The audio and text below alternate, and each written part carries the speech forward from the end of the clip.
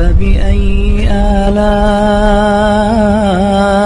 ربكما تكذبان. سحر من نبات خوب کول څنګه دي؟ دا یو مشهوره مسله ده. علماء په بعضې وړې وړې رسالې لیکلي دي.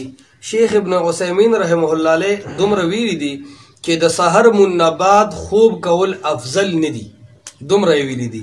او دارنګه شیخ ابن باز رحم الله علیه په فتاوا کې ویلي دي چې څومره خلک د سحر من نبات په منع باندې دلایل پیش کوي، په دې هیڅ صحیح دلیل نشته. مطلب دا چې سحر من نبات خوب کول جایز دي، شرعي ممانعت په دې کې نشته.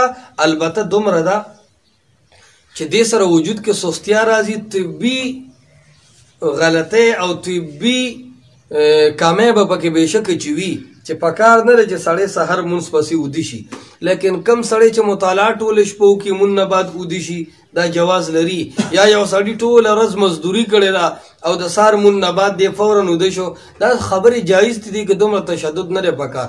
پاتې شي دا بعضې خلک وایي څوک چې د سحر من نبات وده کېږي رزق یې کمیږي. علامه صنعاني رحم الله علیه الموضوعاتو کې ذکر کړي دي چې دا خبرې ټولې موضوعي روایات دي چې څوک سحر من نبات وده کېږي نو رزق یې کمیږي. دومره ده د رسول الله صلی الله علیه وسلم طریقه دا وه چې رسول الله صلی الله علیه وسلم به کله د سحر مونځ وکړو نو تربع فی مکانه، خپل ځای باندې به نبي علیه السلام ایثار چې اشراق به وکړو نو بیا به تو. نو بهتره دا ده چې سړی سحر مونځ وکړي تر اشراقو پورې اوده نه شي، اشراق وکړي بیا خپل کارونه کوي یا آرام کوي. خو که څوک سحر من نبات د خپلو ضروریاتو په بنا اوده شو نو جایز قدرې دي. बेहतरीन सदका जारिया हासिल करने के लिए इस वीडियो को लाइक, कमेंट और शेयर करना मत भूलें।